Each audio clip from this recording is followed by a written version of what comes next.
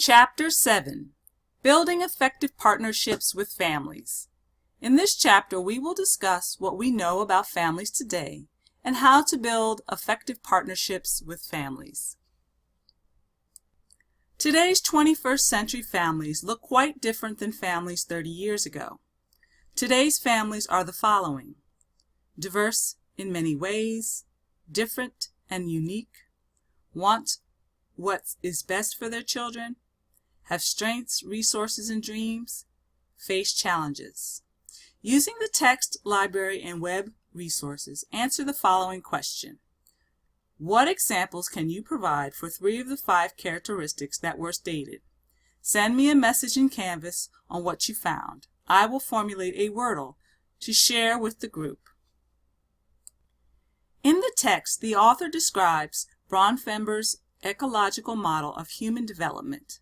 Bronfenber described families in a diverse, interactive context that influences individuals over time. There are 4 main components of his model: microsystem, mesosystem, exosystem, and macrosystem. Microsystems is defined as the interactions in which people are most directly involved, including the family, school, and child care programs, religious institutions, and the community. A mesosystem describes how events occur within the microsystem, interact, and affect each other.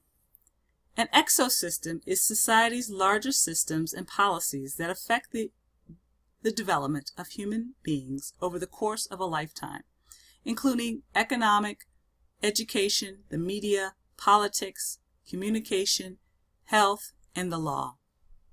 Lastly, a macrosystem is an overarching cultural context of the values and beliefs that influence society at large, as well as individuals within that society. In Table 7.1, the author describes the characteristics of family systems: boundaries, roles, rules, hierarchy, climate, equilibrium. Using the chart, think of one additional example for at least 2 of the characteristics. Send me a message with your examples to share with the group via an announcement. Family circumstances and challenges have a dramatic effect on a child's learning. Schools, administrators, and teachers have the capacity to help families become more resilient. One of the ways students can support families is to develop reciprocal relationships. Reciprocal relationships are 2 ways and require respect, trust, and cooperation from all parties involved. In addition, reciprocal relationships should require open communication, and everyone must have the willingness to negotiate differences.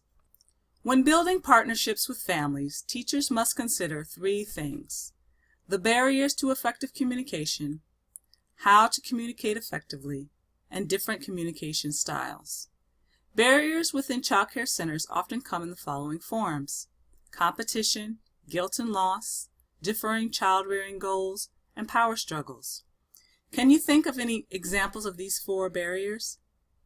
Barriers in school settings often come in the following forms: confusion about regulation and policies, lack of flexibility, lack of attention to individual children. What are some examples of these 3 barriers? When communicating effectively with families, teachers must ensure their environments are welcoming. This includes using tennis ball messages or those that are easily tossed and easily received. In addition, teachers must become versed in the art of the slippery egg message, or when we consciously deliver difficult messages in a gentle way to ensure that the receiver receives the message that was intended. Can you think of some examples of tennis ball or slippery egg messages? Lastly, teachers should have an understanding of the 3 main types of communication styles: passive, aggressive, and assertive. An assertive style of communication is most effective. Family involvement usually involves 4 key areas: planning and conducting family conferences, the general benefits of its practice in schools, meaningful opportunities, and father involvement.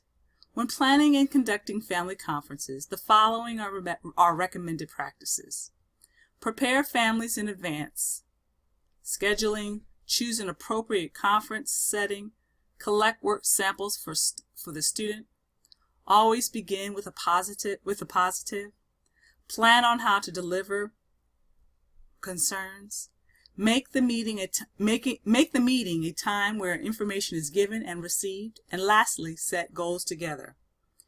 There are many positive benefits of having ongoing family involvement in schools, including increased achievement, school attendance, social skills, high school graduation, likelihood of students going on to post-secondary education.